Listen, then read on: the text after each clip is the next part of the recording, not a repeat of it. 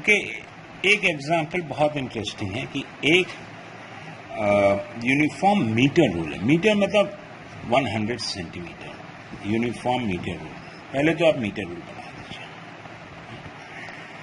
इस पाइवेटेड at its zero mark, मतलब यहां पे इसको पाइवेट कर रखा है बिल्कुल जीरो मार्क पे। ये हो गया आपका 100 मार्क।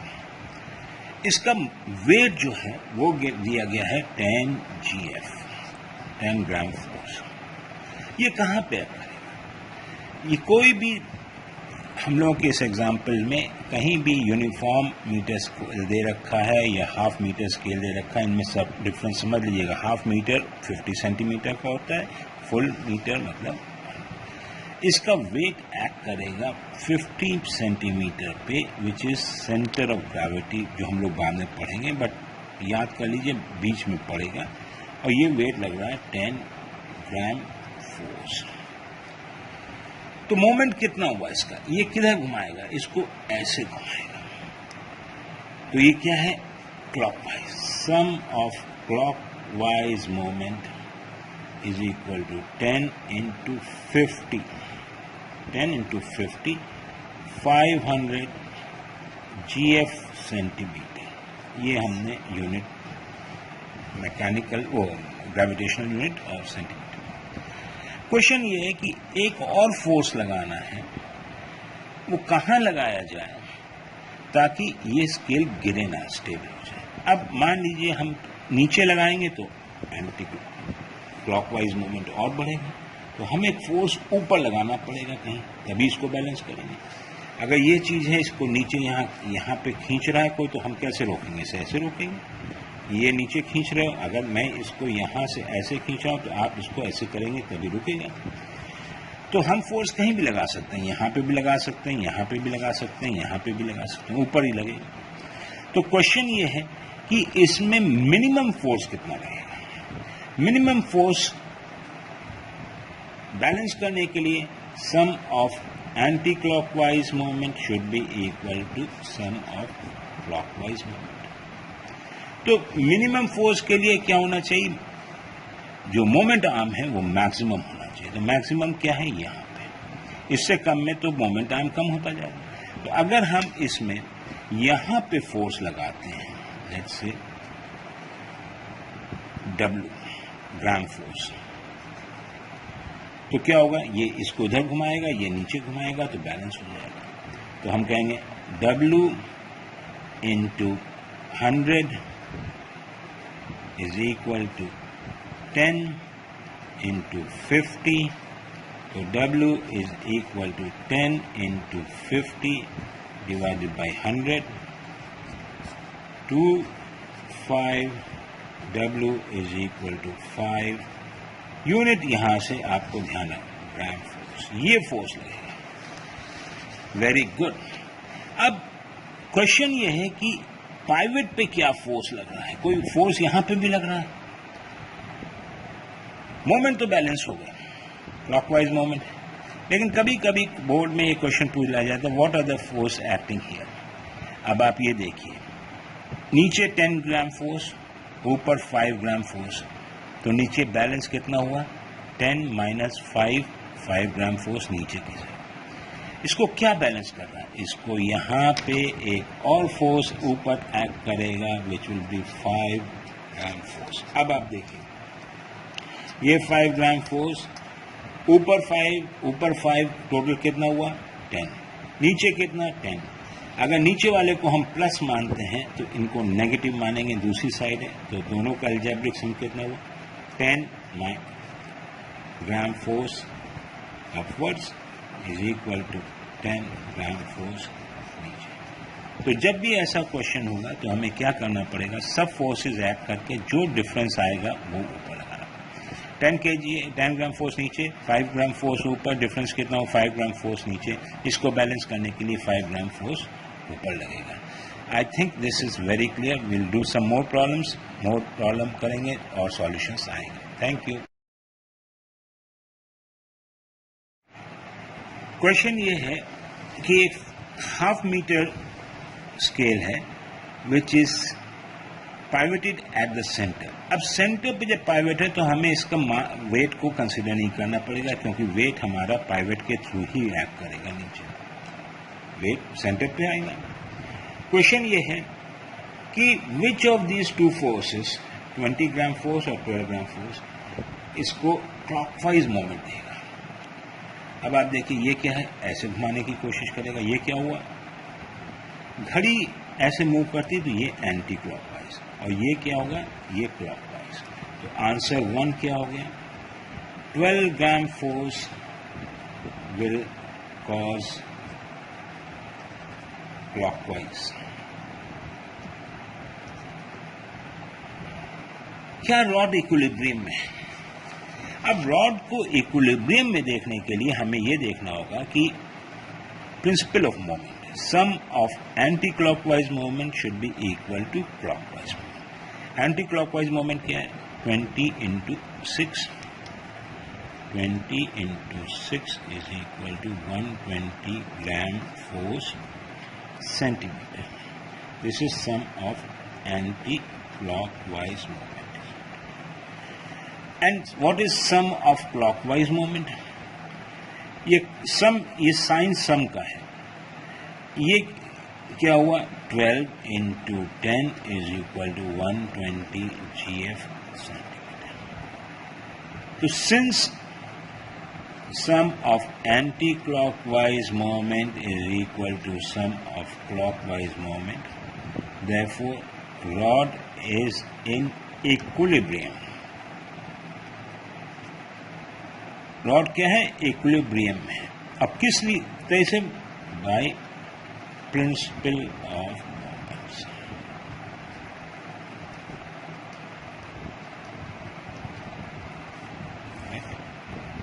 अगर ये क्वेश्चन पूछा जाए कि पाइवेट पे ऊपर वेट कितना लग रहा है, अगर ये मासलेस रॉड होती तो वेट कुछ नहीं होता, तब नीचे कितने वेट थे, 20 और 12 32, तो ऊपर 32 GF लगना था। क्वेश्चन में ये, if the direction of 20 gram force is reverse, मतलब अगर ये इधर कर दिया जाए ऐसे, तो क्या होगा, ये एंटी क्लॉकवाइज, ये भी एंटी क्लॉकवाइज, तब क्या होगा, साइन दोनों के सेम हो जाएंगे। तो अगर डायरेक्शन रिवर्स कर दिया जाए तो टोटल मोमेंट कितना हो जाएगा, दोनों सम ऑफ एंटी क्लॉकवाइज मोमेंट क्या होगा, 20, तब ये नहीं है, ये होगा 20 gram force, 20 GF into 6 plus 12 GF into 10 is equal to 240 GF centimetre. यहाँ पे आप प्लस साइन डाल सकते हैं to show that it is, negative sign डाल सकते हैं to show it is clockwise moment होगा, एंटी क्लॉकवाइज नहीं होगा, to show it is a clockwise moment. Is this clear?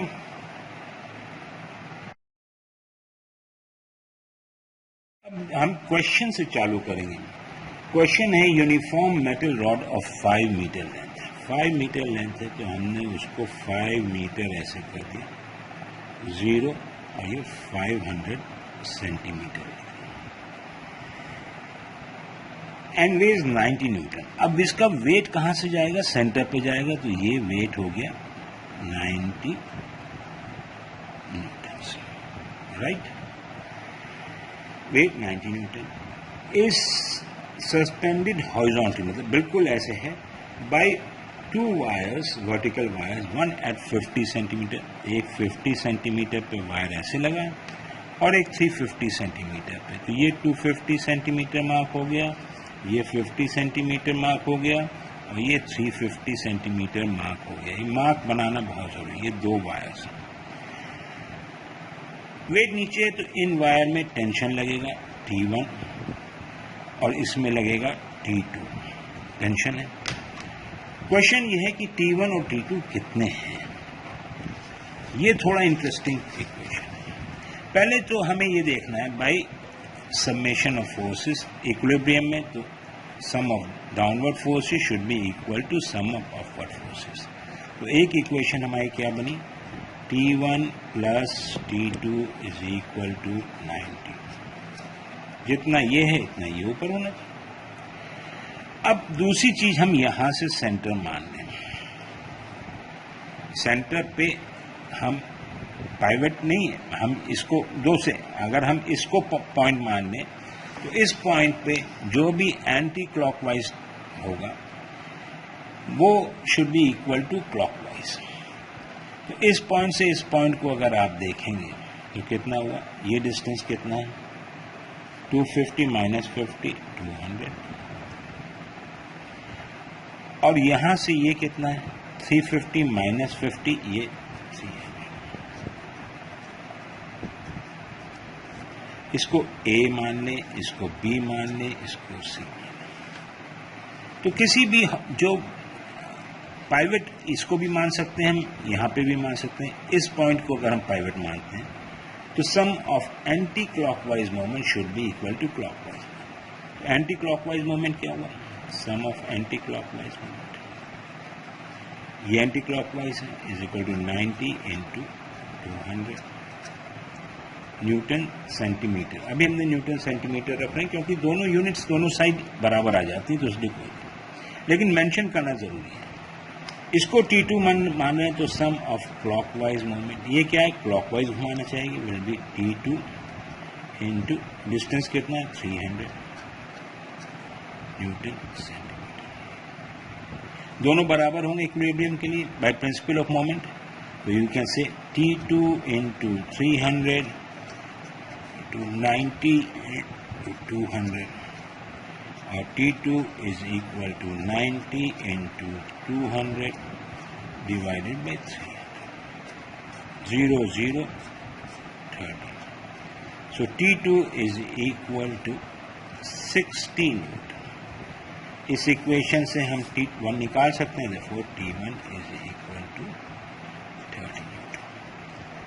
इसमें दो चीजें सीखी, कोई भी इक्विलिब्रियम पे रहेगी रॉड तो किसी भी पॉइंट से अगर आप एक कैलकुलेट करेंगे तो सेम आएगा। अगर इस पॉइंट पे हम इसको पाइवट मान लेते हैं तब हमारा ये होता, ये क्लॉकवाइज है T1 इंटू 300, और ये क्या है, ये और ये क्या है anti clockwise, equal to 90 into distance कितना है, ये 100 है 100, तो T1 is equal to 90 into 100 by 300,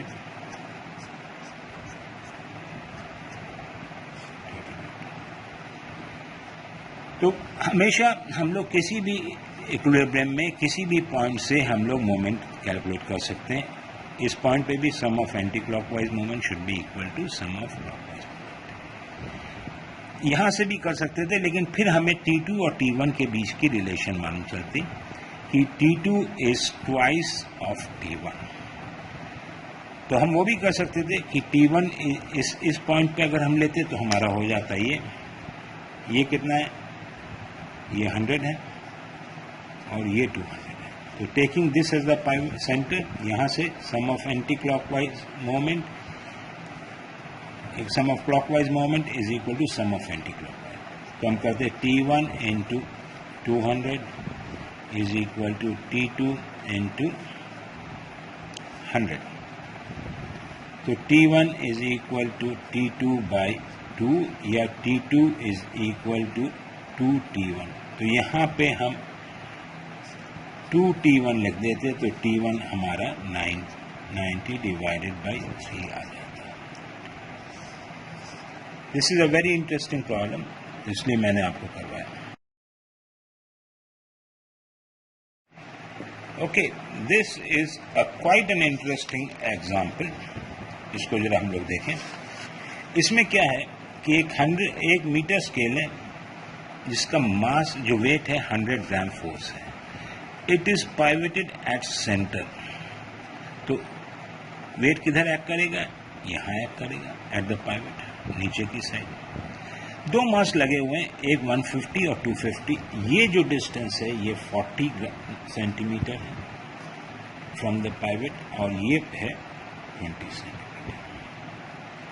pivot से हमेशा, अब हमें क्या है पाइवेटेड पॉइंट है, तो हम इसमें क्या करेंगे, सम ऑफ एंटी क्लॉकवाइज मोमेंट और क्लॉकवाइज। क्वेश्चन है what is the anti clockwise. Anti clockwise कौन सा हुआ, ये क्या है, एंटी क्लॉकवाइज है। ये क्या करेगा, इसको ऐसे, तो sum of anti clockwise moment कितना हुआ, 150 into 40 is equal to 600 gram force centimetre. क्या है, 150 मल्टीप्लाइड बाई द मोमेंटम। और ये कितना हुआ, ये हुआ सम ऑफ क्लॉकवाइज मोमेंट कितना हुआ, 250 into 20, 250 into 20 is equal to 500 gram force centimetre. कौन ज्यादा है, एंटी क्लॉकवाइज ज्यादा, ये है। तो ये स्केल ऐसे घूमेगा। क्वेश्चन ये आया कि एक 100 gram force, where should we put 100 gram force so that it balances. तो 100 ग्राम फोर्स अगर हम इस पाइवेट के इधर लगाएंगे तो ये और इधर घूमेगा, एंटी क्लॉकवाइज और बढ़ जाएगा। तो हमें क्या बढ़ाना है, इन दोनों को लाने के लिए क्लॉकवाइज मोमेंट को बढ़ाना है। तो क्लॉकवाइज मोमेंट बढ़ाने के लिए अगर हमने यहाँ पे 100 ग्राम फोर्स दे दिया तो उस पर क्या होगा, 100 ग्राम फोर्स जब इस पे करेंगे तो ये डिस्टेंस x निकालना पड़ेगा हमें कितना। तो हमने कहा, हम फिर अब सेम कीजिए, sum of clockwise moment anti clockwise moment is equal to sum of clockwise moment. तो अब क्लॉकवाइज मोमेंट क्या हुआ, सम ऑफ क्लॉकवाइज मोमेंट, पहले तो 500 ग्राम फोर्स देख लिया था, 500 प्लस 100 इंटू एक्स, ये कितना बराबर होना चाहिए, 600 के। तो 100x इज इक्वल टू, इसको इस साइड ले गए, 600 minus 100 is equal to 500, x is equal to 100, sorry 500, 100 by 100 is equal to 1 centimetre. Okay, तो मतलब 1 सेंटीमीटर इधर इसको लगाएंगे तभी आपका ये बैलेंस हो जाएगा। ये क्या मतलब था, ये केवल कंफ्यूज करने के लिए दे रखा था, क्योंकि इस क्वेश्चन को हो सकता है बोर्ड में ये कह दें कि what is the upward force acting at the fulcrum या नाइफ एज। तो टोटल डाउनवर्ड फोर्स कितना हुआ, 150 और 100 250 और 250 500 और 100 100 जी 600। तो ऊपर कितना होगा, 600। तो स्केल पे ऊपर की साइड 600 GF फोर्स है। आप नोटिस करेंगे जब स्केल निकालेंगे, अगर बहुत ज़्यादा फोर्स लगाएं तो स्केल के ऊपर निशान पड़ जाता है। क्यों, क्योंकि ये नाइफ है जो उसके ऊपर जो फोर्स लगाती है उससे वो इंडेंटेशन हो जाता है। Is this clear, this question is clear और not, I hope it is clear. The question is कि this is a half meter scale, uniform half meter scale। तो पहले तो आप बिल्कुल, जब सबसे पहले गलती हम लोग ये कर देते हैं, इसको 100 सेंटीमीटर लिख देते हैं, ये मत लिखिए। इसमें 35 ग्राम का मास, तो इसको वेट में कन्वर्ट करने के लिए ग्राम फोर्स, जो कि 15 सेंटीमीटर फ्रॉम द पाइवेट, यहां से 15 सेंटीमीटर पे है। What is the weight of this, the mass of the scale पूछा गया। अब मास ऑफ द स्केल सबसे पहले दीजिए, इस पे वेट क्या लग रहा है, यूनिफॉर्म है तो कहाँ से एक्ट करेगा, 25 सेंटीमीटर से एक्ट करेगा। और मान लीजिए मास m है तो m ग्राम फोर्स एक्ट करेगा। m ग्राम मास है तो m ग्राम फोर्स इस पे वेट हो गया। सेंटर स्केल 50 सेंटीमीटर, तो इसका सेंटर कहाँ हुआ, 25 पे, तो 25 से नीचे एक्ट करेगा। और यहाँ और इसके बीच में कितना डिफरेंस हुआ, ये हो गया 50 माइनस, ये 25 टोटल है, 25 माइनस 15 कितना हुआ, 10 सेंटीमीटर। ये 25 है, 25 में 15 माइनस कर दिया, 10 आया। बहुत आसान। Sum of anti clockwise moments equilibrium में होने के लिए सम ऑफ एंटी क्लॉकवाइज, कौन सा एंटी क्लॉकवाइज है, ये है, कौन सा क्लॉकवाइज है, ये। तो sum of anti clockwise moment हमने कहा 35 into 15 gram force centimetre, anti clockwise moment is equal to sum, ये साइन सम का है, सम ऑफ क्लॉकवाइज मोमेंट कितना हुआ,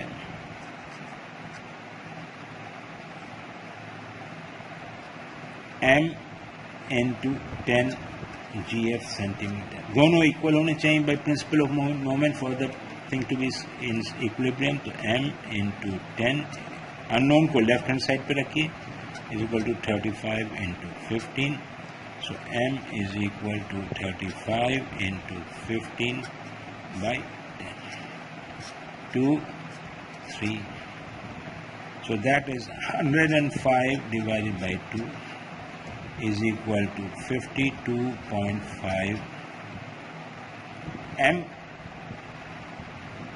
मास आ रहा है, m वेट जो है इसका हो गया, weight is equal to m gram force is equal to 52 GF, तो वेट कितना हुआ, m इज इक्वल, मास कितना हुआ 52.5। क्वेश्चन और what is the upward force, what is the total force acting on the pivot, pivot पे नीचे कितना act कर रहा है, ये 52.5 ग्राम फोर्स हो गया प्लस दिस, ये नीचे की साइड एक्ट कर रहा है, और पाइवट ऊपर इस पर रिएक्शन कितना कर रहा है, सेम कर रहा है। तो क्वेश्चन ये पूछा गया है the force on the knife edge, force on the knife edge मतलब नीचे की साइड, ये कितना स्केल पे लगा रहा है, ये नहीं, रिएक्शन नहीं पूछा गया, कितना force on the knife edge will be 35 plus 52.5, that is 35 plus 52.5, that is equal to 87.5 gram force total knife edge पे लगेगा, उसका रिएक्शन जो है ऊपर की साइड जाएगा। State the direction in which the force on the knife edge is, force on the knife edge नीचे की साइड करेगा, नाइफ एज जो स्केल के ऊपर लगाएगा वो ऊपर की साइड लगाएगा, स्केल नीचे की तरफ पुश करेगा, कितने से, इन दोनों से, और ये कितने से ऊपर पुश करेगा, सेम से। तो ये एक्शन डायरेक्शन ऑफ फोर्स जानना बहुत जरूरी है।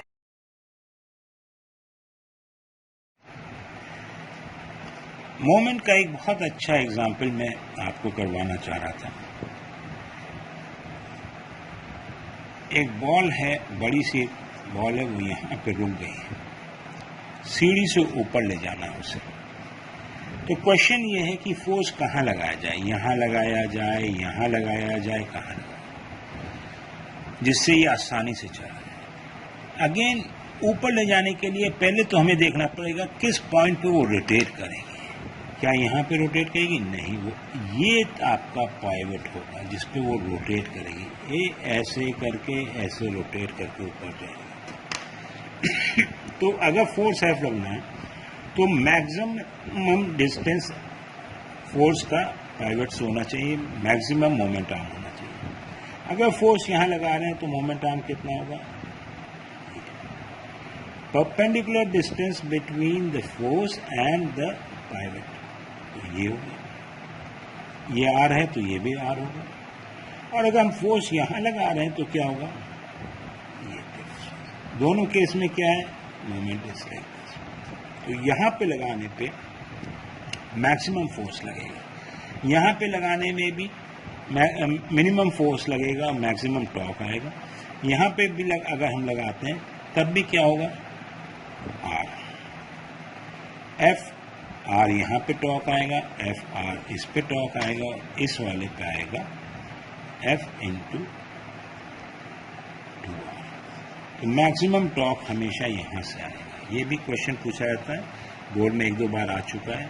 सिंपल क्वेश्चंस आते हैं, 7-8 मार्क्स आपके दोनों सेक्शन में मिला के आराम से हो जाते हैं, बहुत ही ईजी है। Don't you worry, enjoy, and we shall be taking up circular motion in the next lecture. Thank you.